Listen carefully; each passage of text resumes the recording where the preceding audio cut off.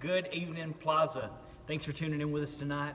Hey, if you are not listening to the Sunday morning services, but you are attending on Wednesday night, I want you to know, please, if you can, tune into those Sunday morning services right now.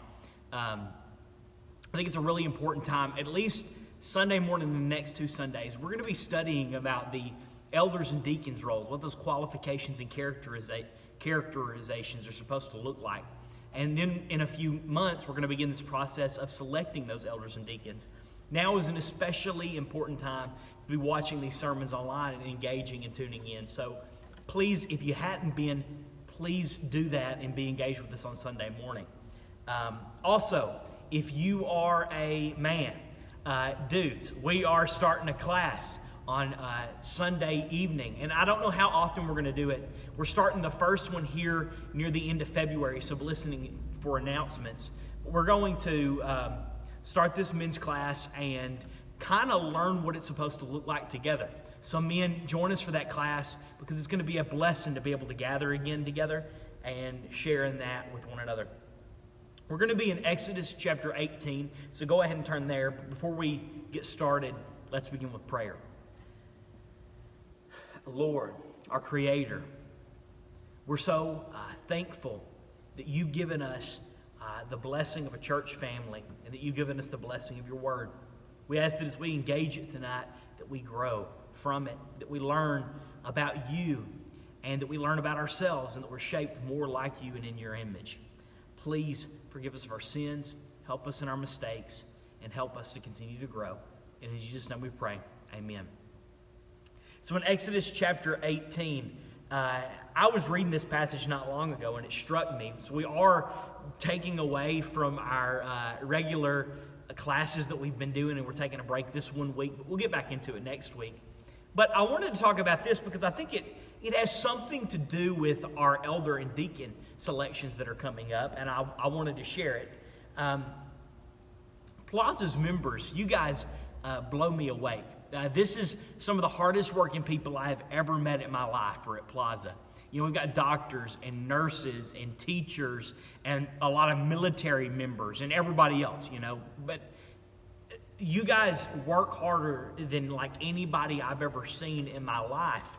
And while this is important, it's a good thing to work hard and to know how to work hard. And God, you know, praises that, and it's a thing that should be praised.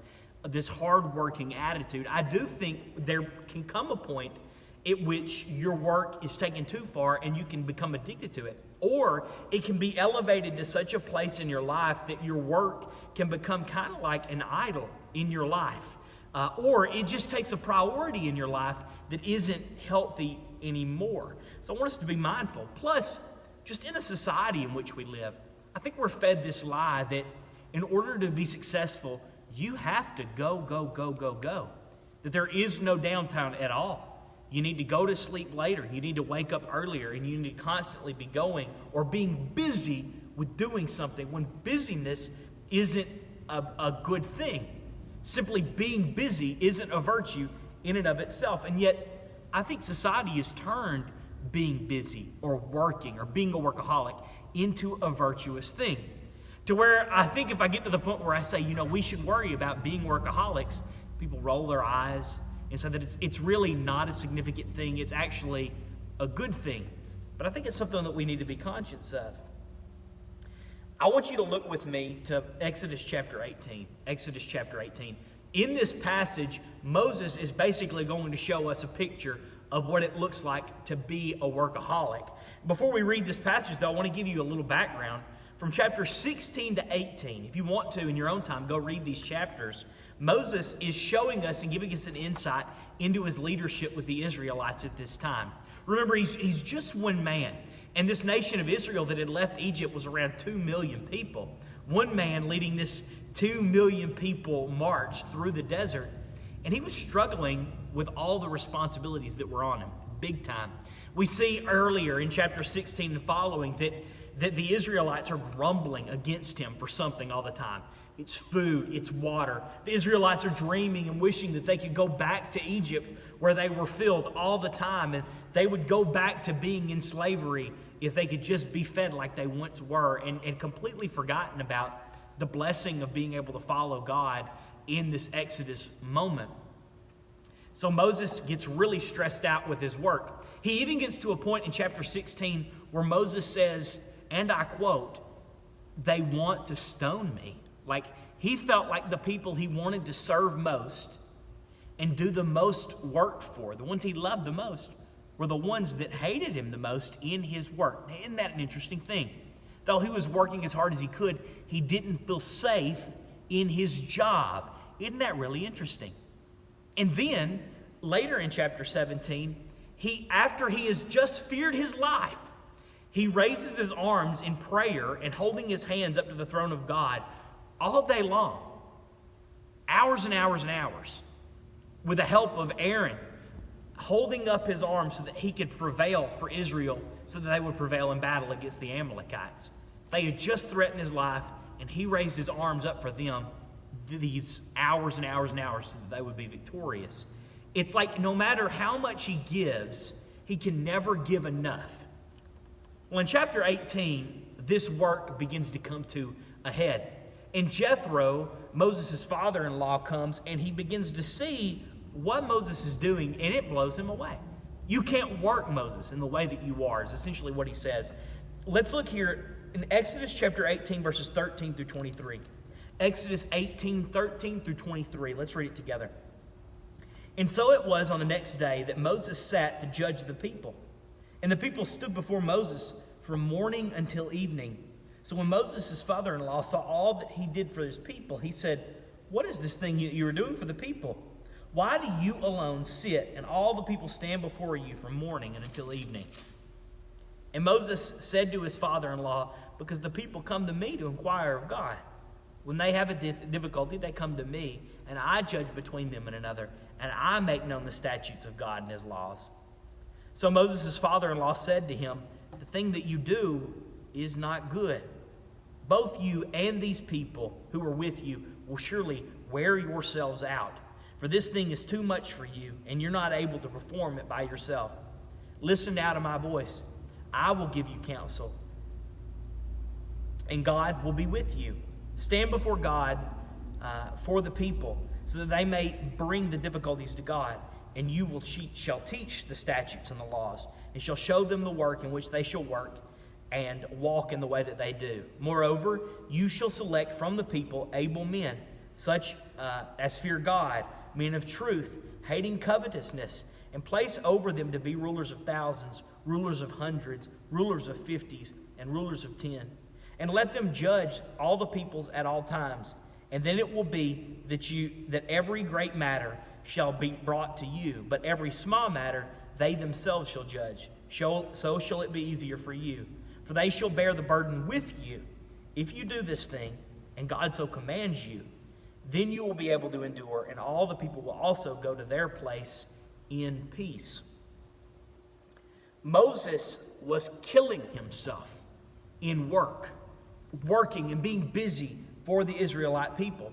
He would sit there all day long, from the beginning of the day to the end of the day, listening to cases. And when he got done with the work at the end of the day, it still wasn't enough, and he couldn't get it done. And he felt this responsibility, like, I'm the one that teaches the law. I'm the one that's supposed to judge these people. I have a special and significant place in Israel.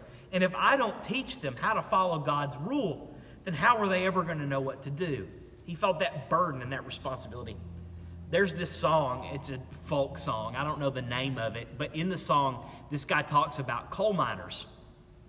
And he says that a coal miner's job is difficult, basically, because they wake up and go to work before the sun comes up, and they go down into a dark hole, and they don't come up again until the sun sets.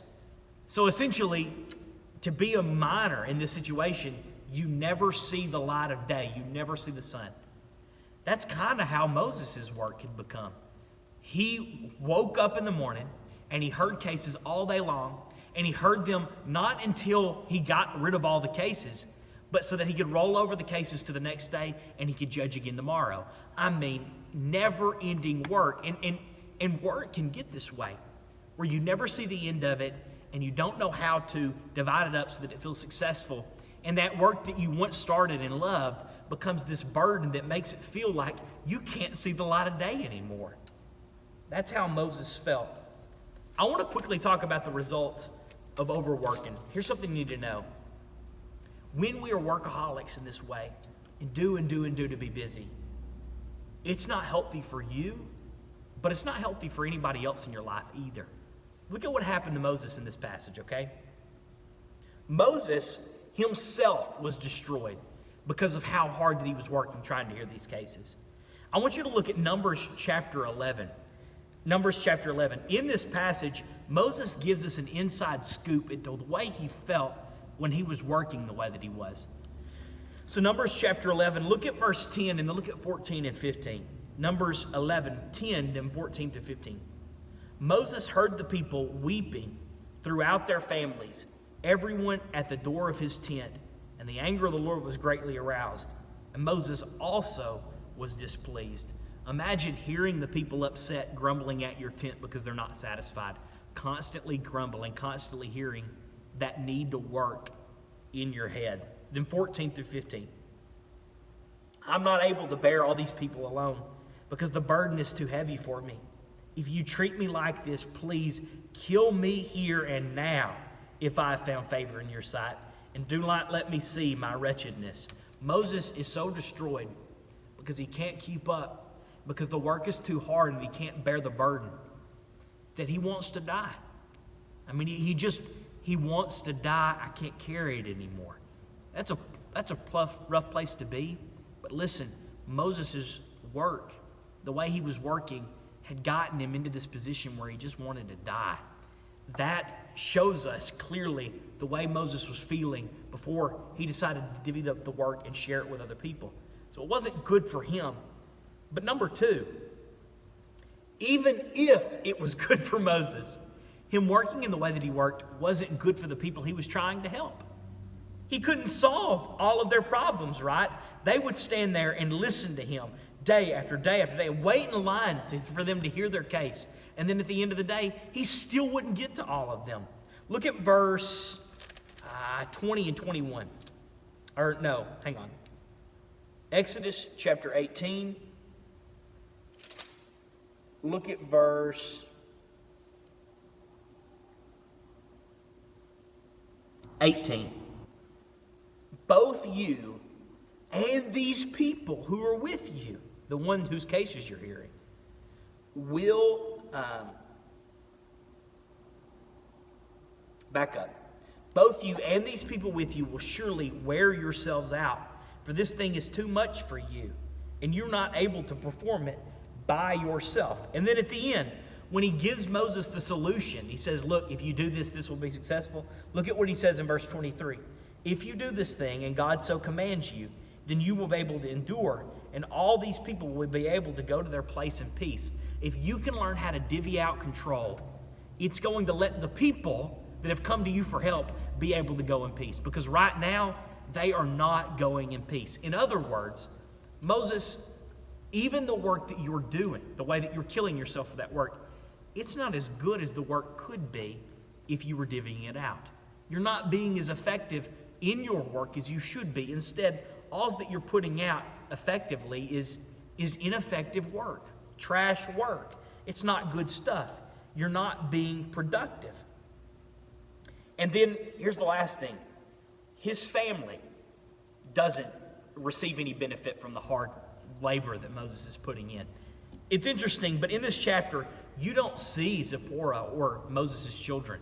They're not mentioned here with Jethro as far as Moses' work is concerned. We don't see any grumbling from Zipporah. Moses, you're working too hard. You need to be at home with the kids more often. You don't see that in this passage. But I do think it's interesting and telling that Jethro is Moses' father-in-law. And when this father-in-law comes, he sees the work that Moses is doing and he says, whoa, there's a problem here. Here's something I want you to see. I think it's very interesting that a family member is the one that points this out to him. It might be that Jethro sees the way that Zipporah and his grandchildren are being neglected and worry about how Moses is treating them at the house. This is a known fact. Folks that struggle with workaholism have struggles in their marriages and with their families more times than not.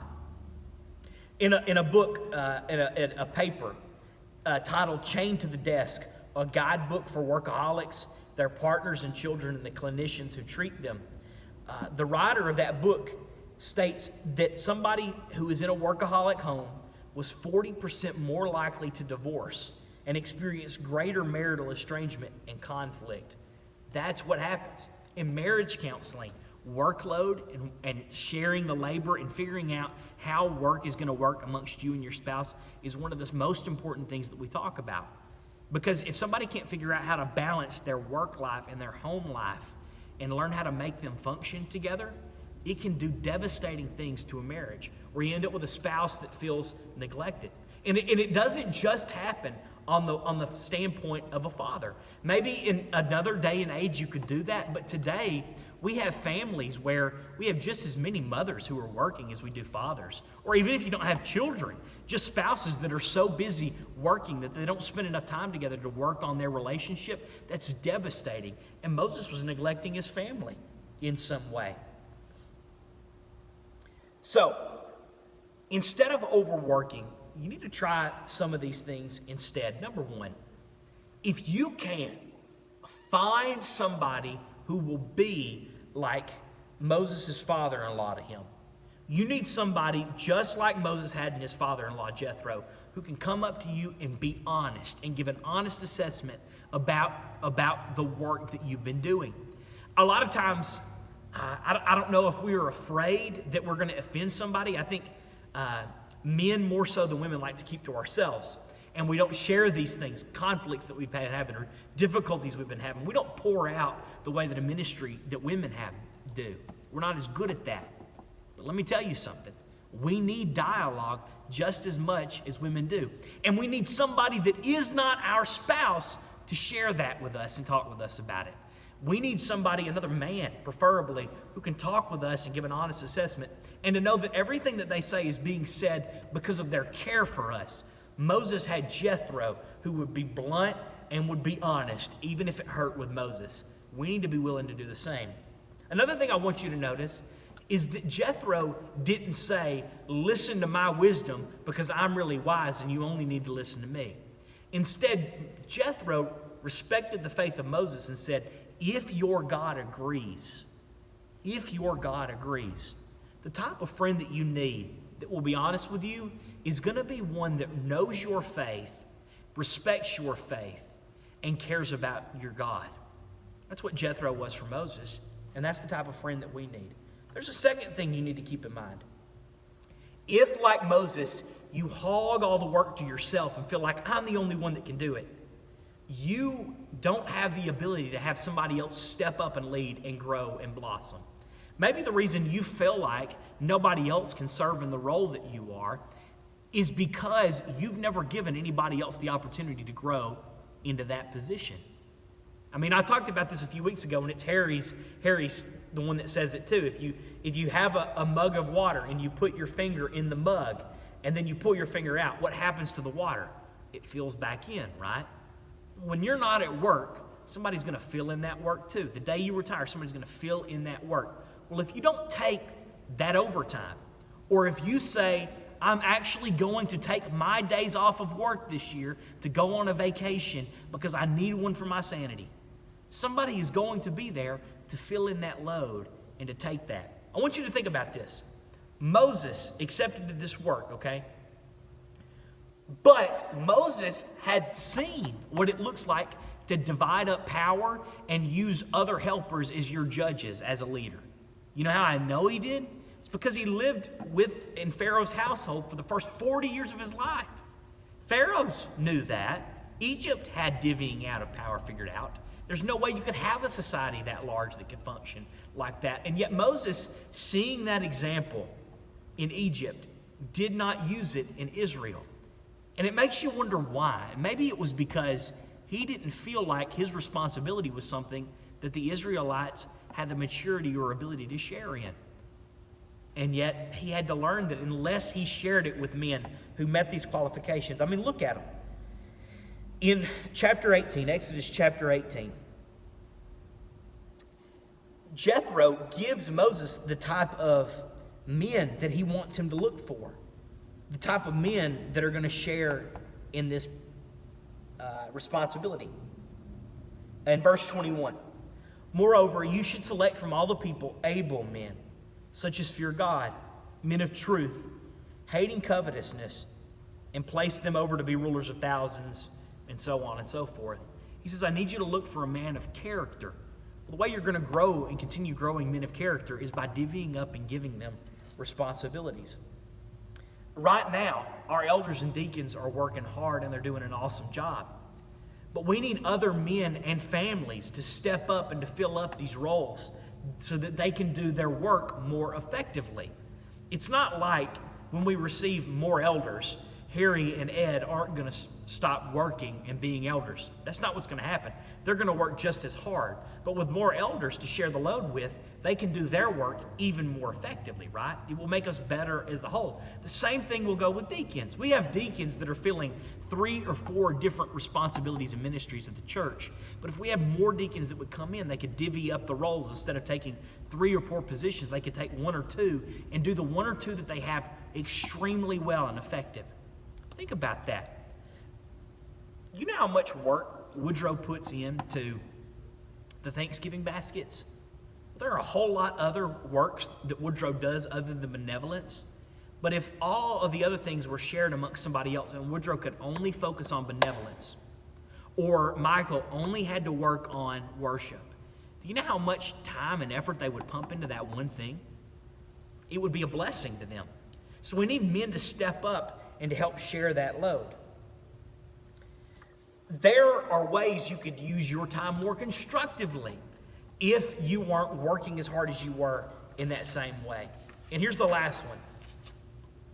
You need to take time to celebrate a Sabbath rest.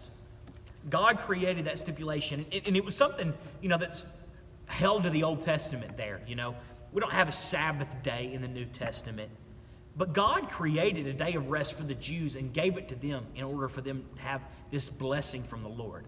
Look, why did he do that? Why on earth did God rest on the 7th day? Did he have to? No, God did not need rest. Maybe he took a rest because he needed to set an example to Israel that nobody is above rest. Because they could be just as addicted to working like we are. Sometimes it's going to hurt to take that extra rest.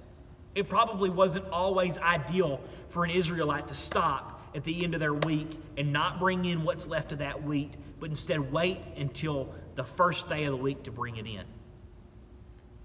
Sometimes, though it may be difficult for us to not work, we need to take a day of rest so that we can be more effective in bringing it in after we've taken the rest. It's going to be hard for you to do that, but you need to do that. I don't know exactly who needs to hear this lesson tonight, but I know that it's a lesson that a lot of us need to hear because of the society that we live in. Somebody close to me growing up struggled with workaholism. I don't even know if they define themselves as that. When I look at these studies, I realize that that's exactly what's going on. When work consumes your thought and you're thinking about it when you're trying to have your free time, you may struggle with it.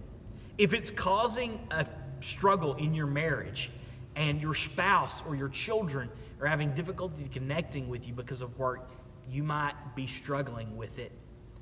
If you're not taking joy in it the way that you had at a previous time, and it's not fun to do anymore, then you might be struggling with it. These are all telltale signs of that, right? But what I want you to know is that I'm going to be praying for you, and that you've got a church that's praying for you. If you struggle with overbearing yourself for work and you don't know what to do about it and you want to talk to somebody about it, come talk to me.